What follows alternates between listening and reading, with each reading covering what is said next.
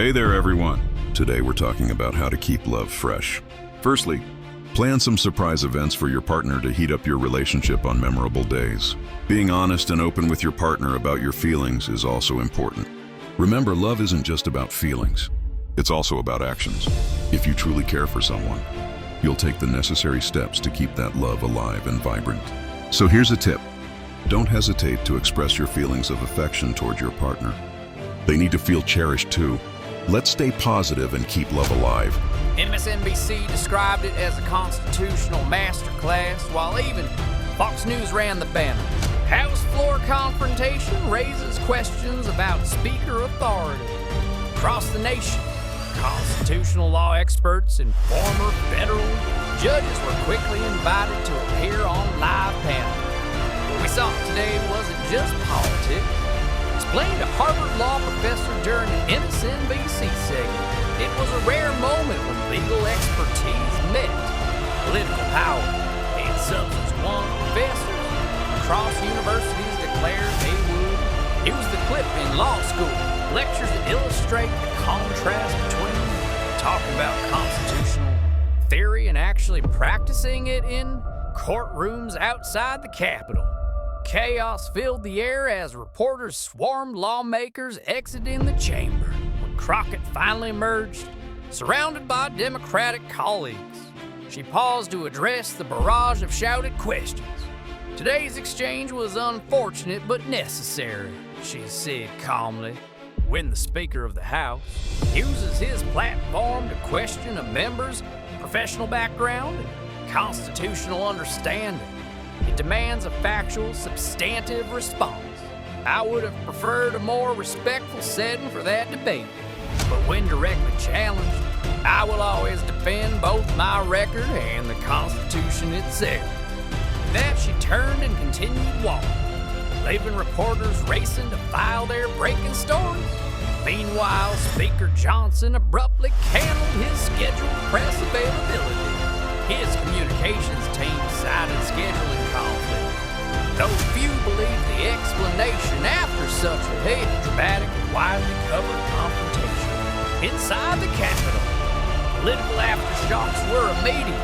Senior Democrats who had once viewed Crockett merely as a passionate progressive were now reassessing her as a formidable constitutional scholar and leader. Someone with both the legal experience and rhetorical command to challenge power effectively. What Representative Crockett demonstrated today wasn't just great debate, nor the House Democratic leader told reporters. It was disciplined, evidence-based constitutional analysis under immense pressure. That's exactly the kind of leadership our caucus values. Across the aisle, several Republicans privately admitted the magnitude of Johnson's miscalculation. He picked the wrong member to attack on constitutional grounds.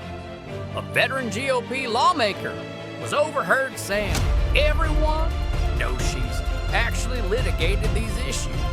It's like challenging Steph Curry to a three-point contest. More troubling for Johnson were the quiet conversations now happening in small Republican groups throughout the Capitol. Some moderate members expressed private concern over the Speaker's decision to use his position for personal attack. Even within the hardline Freedom Caucus, whispers began to surface, questioning whether Johnson's constitutional expertise was more rhetoric than reality. By evening, the pressure had become impossible to ignore. The Speaker's office issued a written statement, a carefully worded attempt to calm the controversy, that for many only confirmed how deeply the moment had shaken Washington. While I continue to stand by my concerns about rhetoric that weakens trust in our institutions, I regret that today's exchange distracted from the important work Congress must focus on. Johnson said in his official statement, "I have reached out to Representative Crockett to discuss how we can move forward productively."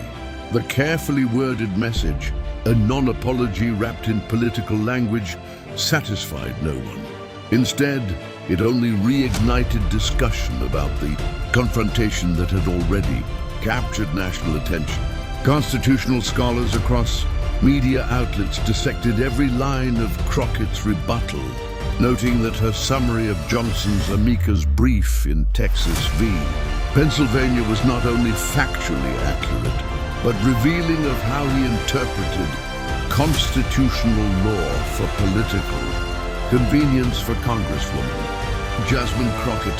The moment became a major turning point in her public career. Suddenly, her office was flooded with interview requests from networks that had barely noticed her before. Prestigious law journals invited her to write about her constitutional perspective, and top universities reached out for guests. Lectures on practical constitutional advocacy. In her first detailed interview following the viral moment, Crockett explained that exchange wasn't just about one speech or one speaker.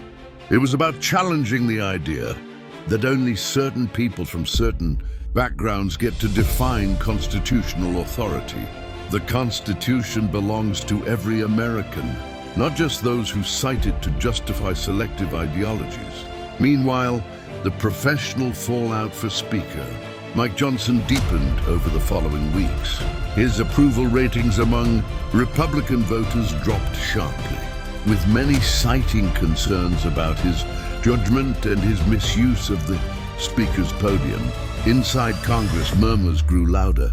Lawmakers began privately questioning whether Johnson's much-touted constitutional expertise, a major selling point of his leadership bid, had been overstated.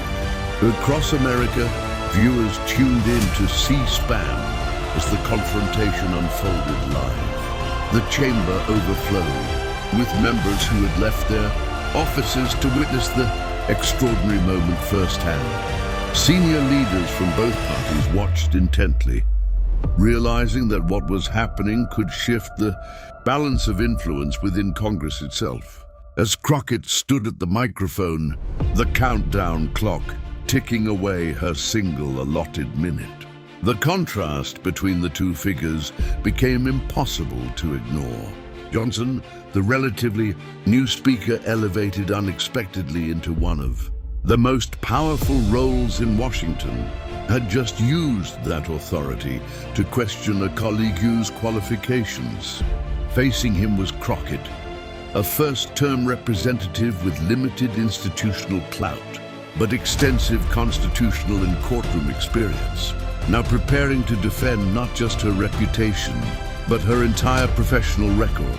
What Johnson had underestimated was that by attacking Crockett's background, he had stepped directly into her area of expertise, a field she had mastered, and one where his own record carried weaknesses she was well prepared to expose.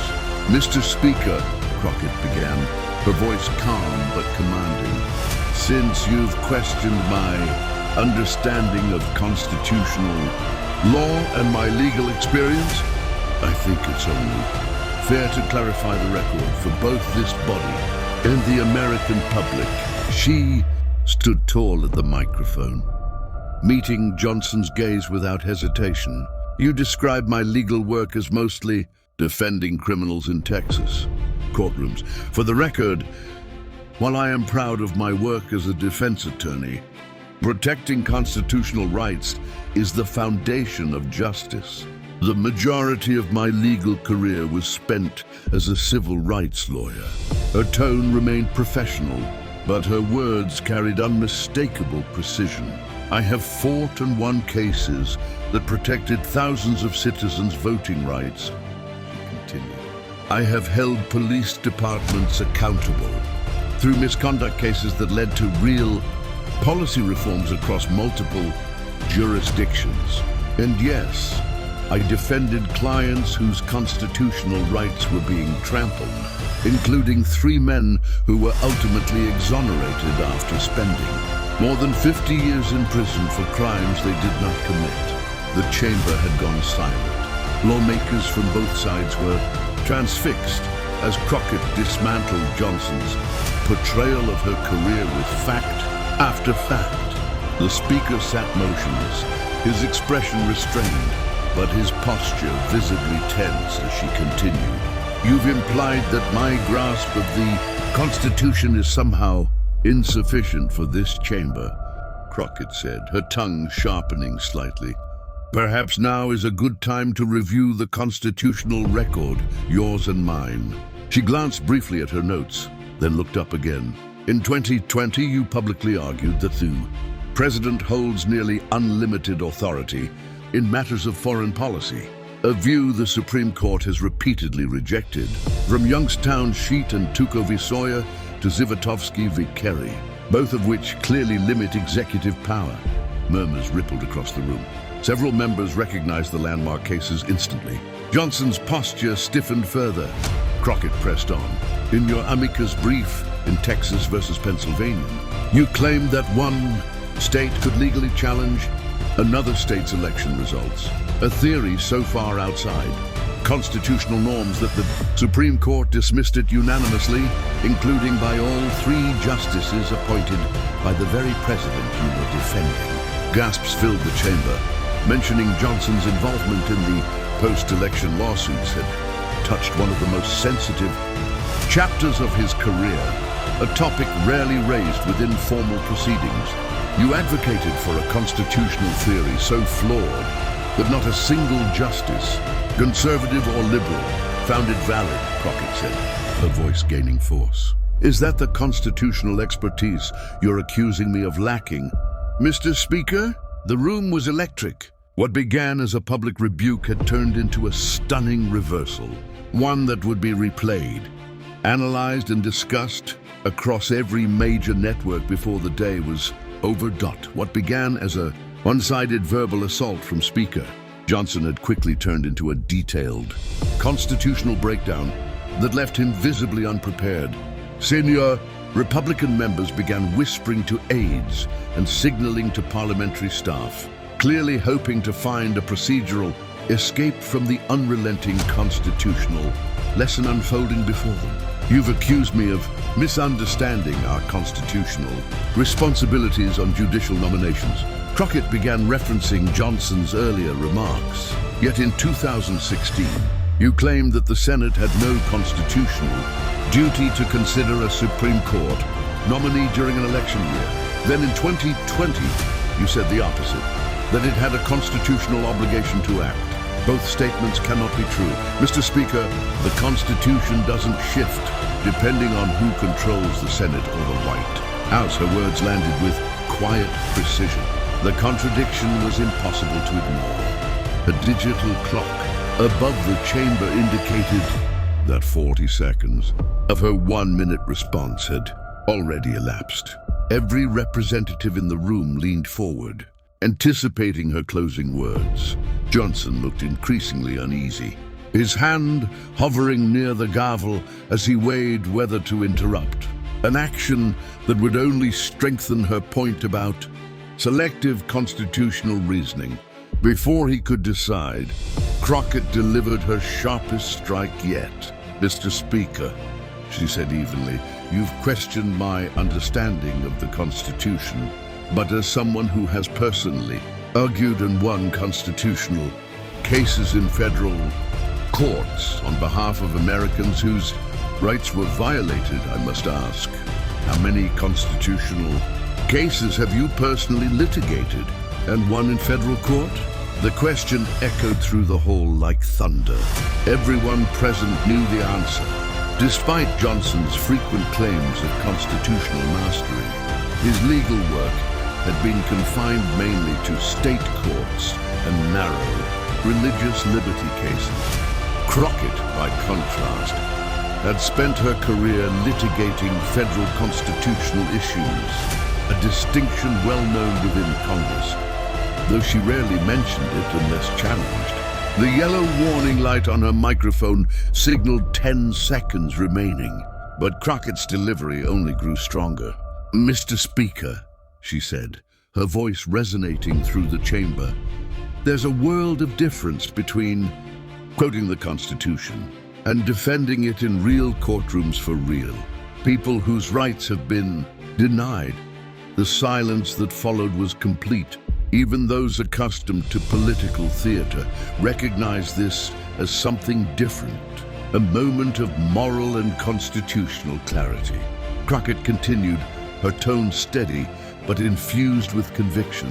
You've used the Constitution as a talking point to advance political objectives. I've used it as a shield to protect voting rights, due process, and equal protection for every day Americans whose constitutional birthright was under threat. Her words hung in the air, reshaping the tone of the entire debate. With a few sentences, she had reframed the exchange from political attack to constitutional reckoning, transforming herself from target to authority. My understanding of our founding document doesn't come from selective citation, he said, but from standing beside citizens whose rights were being violated, black voters purged from rolls, defendants denied fair trials, and individuals brutalized by the state's unchecked power. The chamber's balance of power had completely shifted. Though Johnson still sat elevated behind the speaker's gavel, every eye was now fixed on Crockett. Her poise, command of legal principle, and courtroom experience had made her the undisputed authority in that moment. You mentioned my background in criminal defense as though it disqualifies me, Crockett continued, her voice unwavering. But those clients were Americans, citizens presumed innocent under the very Constitution you claim to defend. Among them were 3 men I helped free after they spent decades imprisoned for crimes they didn't commit because their constitutional rights were trampled. Johnson remained frozen, realizing that any attempt to interrupt would validate her argument about selective constitutional application. Democratic members were on the edge of their seats, witnessing what would soon be described as one of the most defining exchanges in modern congressional history. The Constitution isn't a prop, Mr. Speaker, Crockett declared.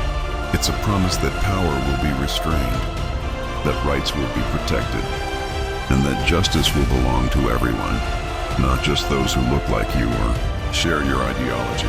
The red warning light began flashing. Crockett drew her statement to a powerful close. So yes, let's compare constitutional records, she concluded. Let's measure who has truly stood in federal courts defending Americans' rights against those who simply recite constitutional slogans. Because the real difference between us isn't about who knows the Constitution better. It's about who has actually used it to deliver justice to the people it was written to protect. The light on her microphone glowed solid red. Crockett gave a small, calm nod. Her point made. Her time expired and the balance of power in the chamber unmistakably changed. You question my qualifications from that podium, Mr. Speaker. Crockett began firmly, her voice cutting through the tense silence. But perhaps instead of questioning my constitutional understanding, you should reflect on how every level of our judiciary, including the Supreme Court, has unanimously rejected your own constitutional theories. With calm precision, she ended her statement. I yield back. The moment she sat down, the Democratic side of the chamber erupted into a rare standing ovation, an extraordinary breach of decorum that underscored how unprecedented both the Speaker's attack and Crockett's response truly were. On the Republican side, reactions were mixed. A few moderates stayed seated, their expressions thoughtful, while others looked visibly uneasy at what they had just witnessed. At the podium, Johnson appeared momentarily frozen, his face pale, his authority visibly shaken. Aides rushed toward him with hurried notes, likely suggesting procedural tactics or messaging strategies to regain control of the chamber. But the damage was already done in just half a minute of direct fact-based rebuttal. Congresswoman Jusmine Crockett had not only defended her own constitutional record, but had also raised deep and unavoidable questions about the Speaker's grasp of the very document he claimed to champion. What began as a personal political attack had evolved into a defining national moment, a televised exchange that millions of Americans could now witness and judge for themselves within minutes. Clips of the confrontation exploded across social media.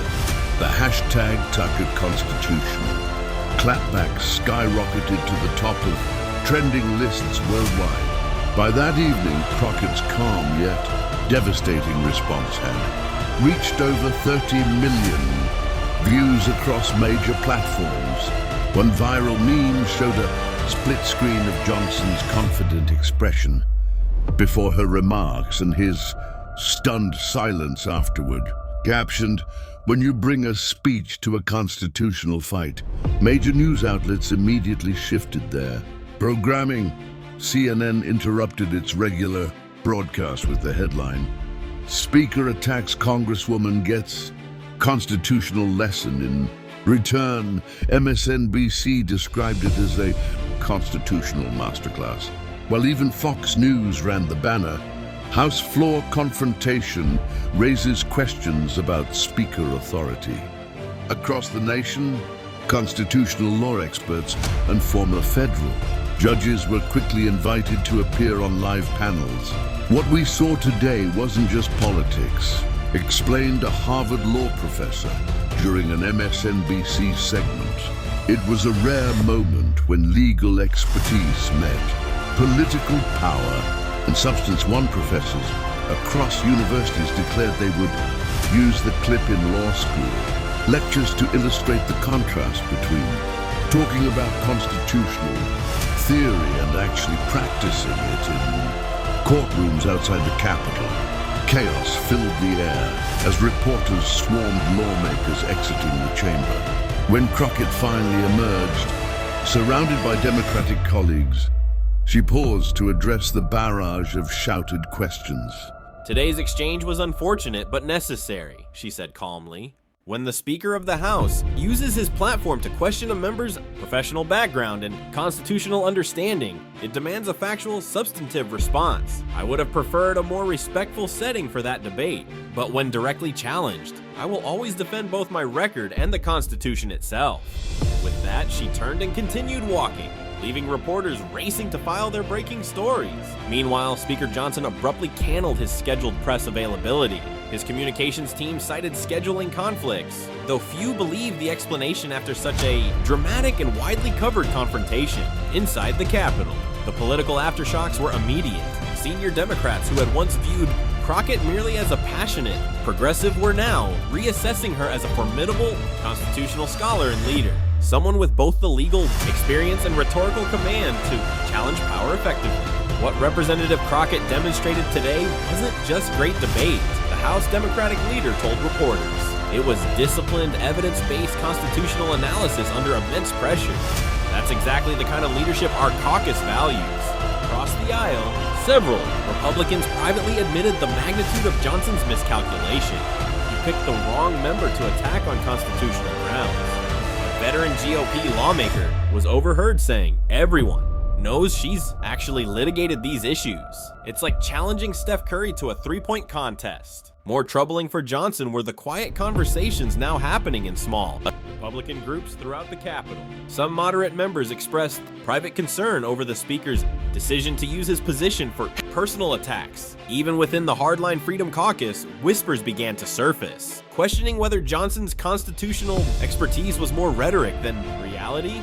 By evening, the pressure had become impossible to ignore. The Speaker's office issued a written statement, a carefully worded attempt to calm the controversy, that for many only confirmed how deeply the moment had shaken Washington. While I continue to stand by my concerns about rhetoric that weakens trust in our institutions, I regret that today's exchange distracted from the important work Congress must focus on, Johnson said in his official statement. "I have reached out to Representative Crockett to discuss how we can move forward productively. The carefully worded message, a non-apology wrapped in political language, satisfied no one. Instead, it only reignited discussion about the confrontation that had already captured national attention. Constitutional scholars across media outlets dissected every line of Crockett's rebuttal, noting that her summary of Johnson's amicus brief in Texas v. Pennsylvania was not only factually accurate, but revealing of how he interpreted constitutional law for political convenience for Congresswoman Jusmine Crockett. The moment became a major turning point in her public career. Suddenly, her office was flooded with interview requests from networks that had barely noticed her before. Prestigious law journals invited her to write about her constitutional perspective, and top universities reached out for guests, lectures on practical constitutional advocacy.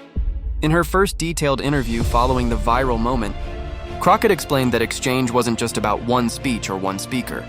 It was about challenging the idea that only certain people from certain backgrounds get to define constitutional authority. The Constitution belongs to every American, not just those who cited to justify selective ideologies. Meanwhile, the professional fallout for Speaker Mike Johnson deepened over the following weeks. His approval ratings among Republican voters dropped sharply, with many citing concerns about his judgment and his misuse of the Speaker's podium. Inside Congress, murmurs grew louder.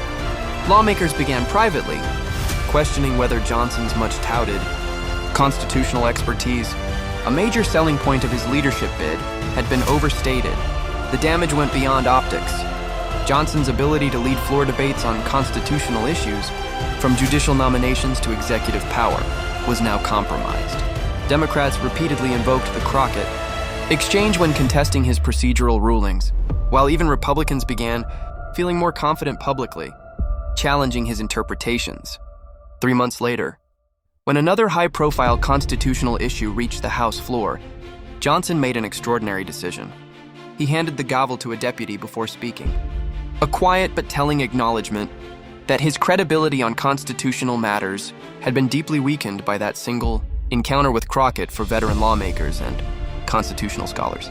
The moment became a case study in congressional history, proof that genuine expertise can still triumph over institutional hierarchy. As one Yale law professor wrote in the Yale Law Journal, Representative, Crockett's response showed that meaningful constitutional debate requires more than reputation or title. It requires a coherent understanding of constitutional principles and how they work in real life. Within Washington, the takeaway was unmistakable. Underestimate Jusmine Crockett at your own risk. The freshman representative from Texas had transformed herself from a passionate newcomer into a national constitutional authority, permanently shifting perceptions of who gets to claim expertise in America's political and legal debates. A senior congressional aide put it bluntly in a Washington Post retrospective. Before that night, people could claim constitutional authority just by citing ideology or credentials. Now there's a higher bar. You'd better be able to defend your interpretation with real understanding, because someone like Crockett might expose your gaps in front of the entire country. For ordinary Americans watching the drama unfold, Crockett's 32-second constitutional masterclass offered something rare in today's politics, a moment of absolute clarity. It was where substance outshined status, where lived experience proved stronger than abstract theory, and where the heart of the Constitution, its promise of protection and equality, stood at the center of national attention. The message resonated far beyond Washington. In America's ongoing debate about the Constitution, true authority doesn't come from titles, seniority, or partisan loyalty. It comes from those who can clearly explain how our founding principles apply to real people in real situations, not just those with power, but those fighting to be heard. Subscribe for more political deep divvies and historic congressional moments. That unforgettable exchange where Jusmine Crockett calmly dismantled Speaker Johnson's constitutional claims proved one thing: authentic expertise always defeats political posturing. Did you catch the exact moment when his confident attack turned into stunned silence? If you enjoyed this in-depth breakdown of real accountability and constitutional debate, hit subscribe and tap the notification bell to stay updated on upcoming videos. We bring you top congressional showdowns, epic floor confrontations, and real-time analysis of how power and principle collide in Washington. Top upcoming videos. 10 times speakers got schooled on the House floor, historic constitutional clashes in Congress, and the art of defending expertise under fire. Where are you watching from? Tell us in the comments and share your thoughts on this historic takedown. Was this the most satisfying congressional moment of the year? Like, share, and subscribe to help us keep creating more content that celebrates truth, expertise, and real constitutional courage.